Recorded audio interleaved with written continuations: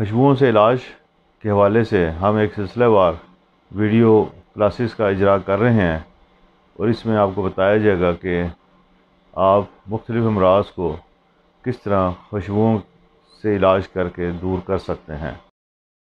اعوذ باللہ من الشیطان الرجیم، بسم اللہ الرحمن الرحیم۔ اروما تھراپی یا خوشبوؤں سے علاج ہمارا آج کا موضوع ہے۔ خوشبوؤں سے علاج کیوں کر ممکن ہے؟ یہ انسانی ہسٹری کے طویل ترین تجربات کا نتیجہ ہے۔ یوں بھی اگر دیکھا جائے تو خوشبوئیں ہمارے پہ خاص اثر چھوڑتی ہیں۔ آپ کوئی اچھی خوشبو لگائیں تو وہ آپ کے دل کو اچھی لگے گی، ذہن کو مہکا دے گی، طبیعت پر اچھا اثر لائے گی۔ اس کے برعکس اگر کوئی ایسی خوشبو لگائیں جس میں سے بدبو آ رہی ہو یا ہو تو وہ خوشبو لیکن کڑواہٹ اس کے اندر زیادہ ہو یا اس کے اندر بوجھل پن زیادہ ہو تو وہ فرد کی طبیعت پر اسی طرح سے اثر کرے گی اور اس کی طبیعت میں بوجھل پن، ناراضگی یا غصے کا عنصر پیدا کرے گی۔ خوشبوؤں سے علاج کے حوالے سے ہم ایک سلسلہ وار ویڈیو کلاسز کا اجرا کر رہے ہیں اور اس میں آپ کو بتایا جائے گا کہ آپ مختلف امراض کو کس طرح خوشبوؤں سے علاج کر کے دور کر سکتے ہیں۔ خوشبوؤں سے علاج کا طریقہ کار نہ تو میری دریافت ہے نہ دور جدید کی تحقیق ہے۔ اروما تھراپی کی اصطلاح پچھلی صدی میں متعارف کروائی گئی۔ کم و بیش 1928 کے قریب اس ٹرم کو استعمال کیا گیا، لیکن خوشبوؤں سے علاج کا جو طریقہ کار ہے اسے قدیم ترین ہسٹری میں تلاش کریں، کم از کم 8000 سال قبل اس کے ہمیں اثرات ملتے ہیں۔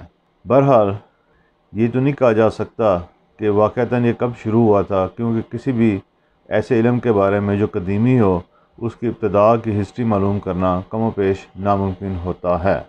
تاہم تاریخی واقعات سے یہ ثابت ہے کہ خوشبوؤں کو علاج کے لیے استعمال کیا جاتا تھا اور قدیم زمانے میں صرف بادشاہ اور امیر لوگ ہی اس سے مستفید ہو سکتے تھے، کیونکہ جیسے آج خوشبو مہنگی ہے اسی طرح زمانہ قدیم میں یہ انتہائی مہنگی ہوتی تھی، کیونکہ اس کو پھولوں سے الگ کرنے کا طریقہ کار اس زمانے میں بہت زیادہ خرچہ لیے ہوئے ہوتا تھا اور بہت کم مقدار میں یہ خوشبو حاصل کی جا سکتی تھی۔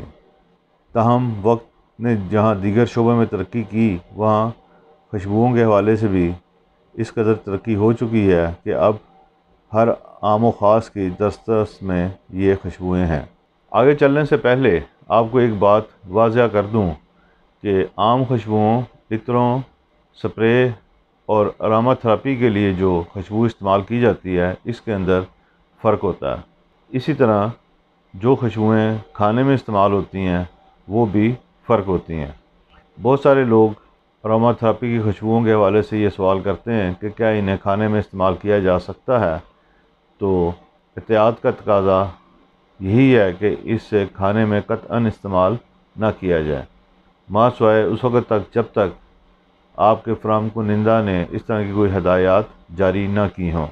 اروما تھراپی کے لیے جو بھی خوشبوئیں استعمال ہوتی ہیں ان کا جو ایکسٹریکٹ نکالا جاتا ہے اس کا طریقہ کار ایسا ہوتا ہے جس میں کھانے والی چیزوں کے لیے یہ زیادہ موزوں نہیں رہتی۔ بہرحال اروما تھراپی کے لیے جو بھی خوشبو استعمال کی جاتی ہے کوشش یہ کی جانی چاہیے کہ اسے کبھی بھی خالص حالت میں استعمال نہ کیا جائے۔ اسے ڈیلیوٹ کر کے یا کسی اور نباتاتی تیل کے ساتھ ملا کے، مثلا سرسوں کے تیل کے ساتھ یا باداموں کے تیل کے ساتھ یا ایسے ہی کسی اور تیل کے ساتھ ملا کے استعمال کیا جائے۔ بعض اروما آئل تیز خوشبو کے ہوتے ہیں اور بعض کی خوشبو کم ہوتی ہے لیکن ان کی اثر یا تاثیر زیادہ ہوتی ہے۔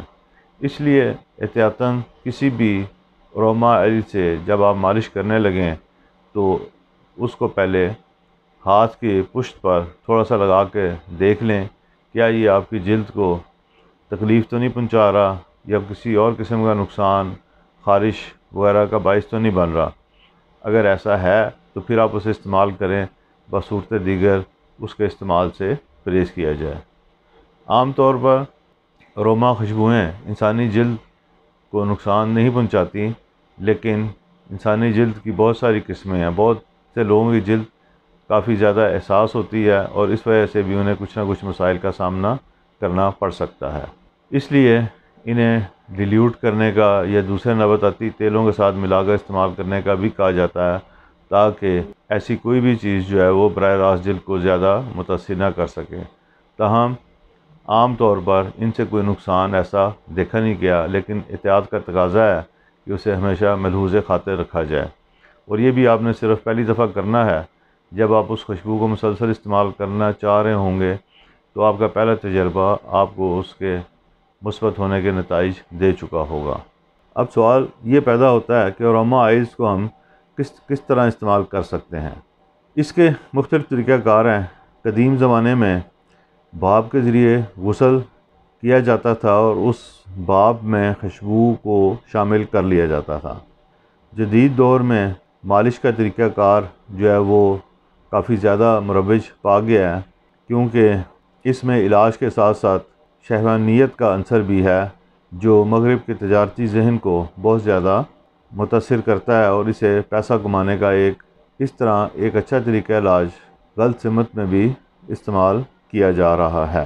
بہرحال اس کے علاوہ ان آئلز کو آپ جلا کر، یعنی کہ ان کے بخور یا اگربتی کی شکل میں، یا جیسے عود اور سندل وغیرہ ہیں، ان کی لکڑی کو براہ راست جلا کر بھی آپ ان سے مستفید ہو سکتے ہیں۔